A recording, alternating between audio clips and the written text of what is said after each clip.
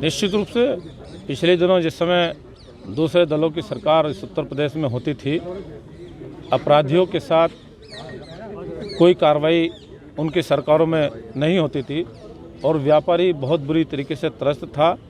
हालात यहाँ तक देखने को मिले हैं कि व्यापारियों से रंगदारी वसूली होने का काम, व्यापारियों को बैठ करके धमकाने का काम, महिलाओं के साथ अत्याचार जैसी घटनाएं बहुत बड़े स्तर पर देखने को मिली हैं।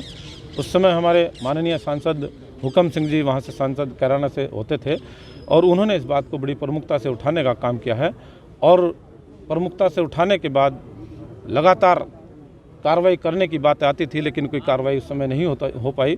लेकिन हमारी भारतीय जनता पार्टी की जब से सरकार उत्तर प्रदेश में स्थापित हुई है, भारतीय जनता पार्टी की सरकार ने आकर के उस कानून व्यवस्था को ठीक करने का काम किया है और जिस प्रकार से पलायन करने वाले लोगों ने अपने घरों के सामने लिख करके तख्तियाँ टांगने का काम किया था, ये घर बिकाऊ है, लेकिन उस स्थिति से बाहर निकलने का अवसर हमारे व्यापारियों को मिला है, पलायन करने वाले लोगों को मिला है। तो मैं समझता हूं कि हमारी भारतीय जनता पार्टी के समय में आज की तारीख में कोई पलायन वाली स्थिति अब नहीं है और जिन अपराधियों ने इस प्रकार के अंजाम देने का काम किया उनके खिलाफ सख्त कार्रवाई आप लोगों की सरकार, हमारी सरकार करने का काम कर रही है। अभी जो है भारतीय जनता पार्टी जिन्ना को लेकर के सपा को घेरने की कोशिश कर रही है। अगर इमरान मसूद ने आज कहा है कि जिन्ना की मूर्ति जो है भाजपा वाले ही लगाएंगे, क्या कहना है आपका? नहीं, भारतीय जनता पार्टी के एजेंडे में जिन्ना नहीं है। जिन्ना है तीन विपक्ष के समाजवादी पार्टी के लोगों के एजेंडे में जिन्ना है।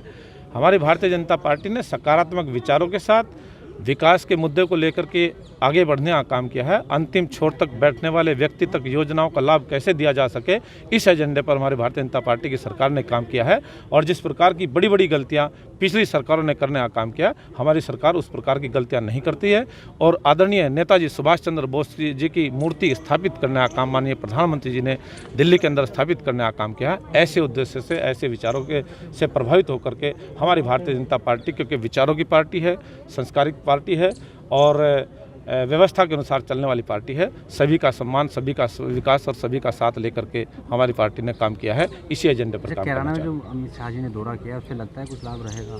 निश्चित रूप से देखो, दौरे करने का कार्यक्रम तो चुनाव के दौरान लगते ही लगते हैं। कोरोना के समय में बड़ी बड़ी रैलियां हम लोग नहीं कर पा रहे हैं क्योंकि कोरोना का भी हम लोगों ने ध्यान में रखने का काम करना है।